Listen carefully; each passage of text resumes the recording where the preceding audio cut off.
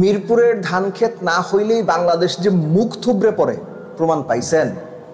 Liton toss করার সময় বলছিল 150 হইলেই মোটামুটি ঠিক আছে, ভালো স্কোর। এরা যে উইকেট বোঝে না, টের পাইছেন। তাসকিনের বোলিং কেমন লাগছে আপনার কাছে? তানজিদ তামিমের 89 রান, ওইটারে পাওয়ার হিটিং বলবেন নাকি আকিম আগস্তর ব্যাটিংকে পাওয়ার হিটিং বলবেন? কোনটা আপনার কাছে পাওয়ার হিটিং? জাকের আলী ভাই, ওরে 8 নম্বরে কেন নামাইলেন আপনারা? ও কি বোলার? ওরে কতদিন লুকায় রাখবেন, কোলে নিয়ে রাখবেন? জাকের আলী এবং তার কোচ এদের নিয়ে একটা ভিডিও, আলাদা আলোচনা। এই ভিডিওটা পাবলিশ হওয়ার ঘন্টা খানেক বা ঘন্টা দেড়েক পরে আমি পাবলিশ করব। কিন্তু বাংলাদেশ ওয়েস্ট ইন্ডিজ তৃতীয় টি20 ম্যাচটার দুই দলের ব্যাটিংয়ের 11 থেকে 15 ওভার যদি আপনি খেয়াল করেন, পুরো ম্যাচের ছবি আপনার কাছে একদম পানির মতো স্পষ্ট, স্বচ্ছ হয়ে যাবে। বিএসটিআই অনুমোদিত দেশের প্রথম electrolyte drinks Active Plus, be hydrated, stay active. কোন জায়গাটা আপনি খেয়াল করেন ঠান্ডা মাথায়, যখন 11তম ওভার শেষ হলো, ওয়েস্ট ইন্ডিজের রান তখন 82, এবং ওই সিচুয়েশন থেকে পরবর্তী 4 ওভার ওয়েস্ট ইন্ডিজ 63 রান তুলেছে।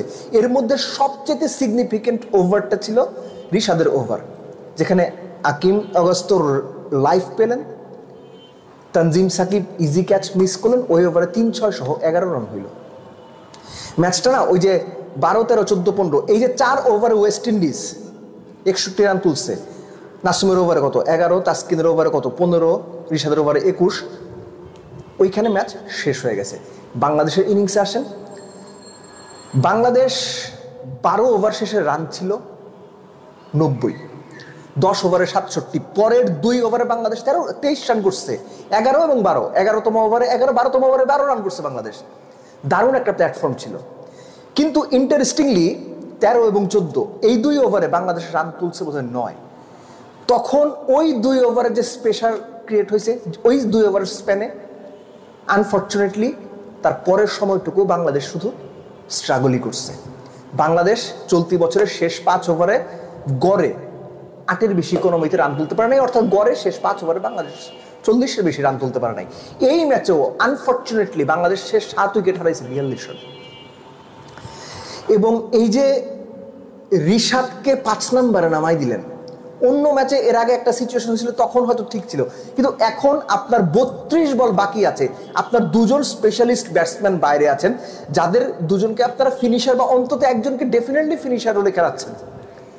তাদের বাদ দিয়ে আপনি কেন রিশাদকে পাঠাবেন ওখানে?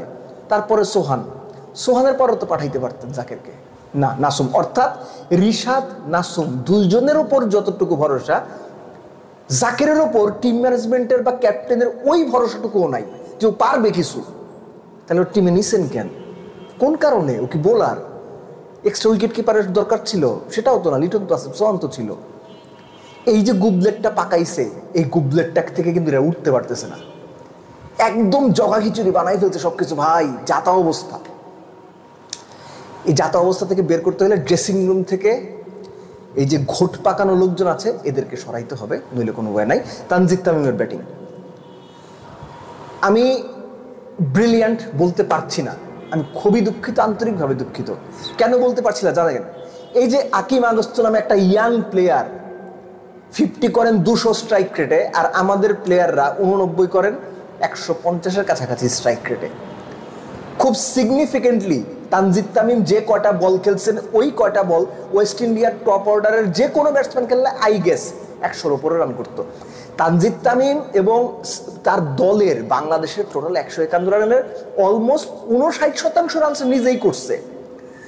সে এবং সাইফ হাসানের রান বাদ দিলে, এক্সট্রা বাদ দিলে, বাকি 9 জন মিলে করছে 34। ওই হিসেবে তানজিদ তামিম দুর্দান্ত ইনিংস খেলছে, মানে আউটস্ট্যান্ডিং। এই বছরে বাংলাদেশের টপ রান স্কোরার, এই সবচেয়ে বেশি এক বছরে 50 করছে 7টা, সবচেয়ে বেশি ছক্কা 4। These are outstanding facts. কিন্তু আপনি যদি গ্লোবাল স্ট্যান্ডার্ডে হিসেব করেন, বড় করে হিসেব করেন, অনেক দূরে তাকান, আপনার নজর যদি উঁচু হয়, আপনি যদি বিরাট কিছু চিন্তা ভাবনা করার সাহস দেখান, তাহলে তানজিদ তামিমের ইনিংসটা বাংলাদেশের কনটেক্সটে it's a good innings, okay type innings, ভালো ইনিংস। গ্রেট ইনিংস বলা যাবে না। কেন বলা যাবে না? ওই যে আকিম আগস্ত একটা ইয়াং প্লেয়ার দেখিয়ে দিল পাওয়ার হিটিং কি। একটা লাইফ পেয়ে কিভাবে গেম 3 ওভারের মধ্যে শেষ করে দিতে হয় দেখাই দিল। আমাদের প্লেয়াররা পারে, 10 বছর খেলেও পারে না। লাস্টলি শেষ করবো লিটন দাসের কথা দিয়ে। এই বছর লিটন দাস কয়টা টি20 খেলছে মনে করতে পারেন? তার ইম্প্যাক্ট ইনিংসগুলো কার কার সাথে জাস্ট ছোট করে বলে দিচ্ছি। নেদারল্যান্ডস, শ্রীলঙ্কা, সংযুক্ত, হংকং, বড় টিমের সাথে লিটন দাস বরাবরই ফ্লপ। এবং আপনি যদি বড় টিমের সঙ্গে হিসাব করেন, লিটনের এভারেজ 20-এর কম, স্ট্রাইক রেট 110-15। এবং এটা আমি এর আগেও বলেছি, আমাদের এই লিটনকে মেনেই চলতে হবে যে লিটন 10 ম্যাচ পর একটা দারুণ ইনিংস খেলবেন, আমরা সেটার স্তুতি করব, প্রশংসায় ভাসাবো, এবং আলটিমেটলি সেটা সেই টাইপেরই ইনিংস থাকবে, প্রশংসায় ভাসানোর মতোই। কিন্তু বাকি সময় লিটন আসবেন, যাবেন, মিডিয়াতে আজে বাজে কথা বলবেন, নিজের টিমমেটকে অপমান করবেন, অনেক কিছু করবেন। আমরা মোনালিসে বলবো, লিওনার্দো দা ভিঞ্চি বলবো, আর অনেক কিছু বলবো, কিন্তু লিটন, যে লিটন 10 বছর আগে দেখেছেন ওই লিটনই থাকবেন।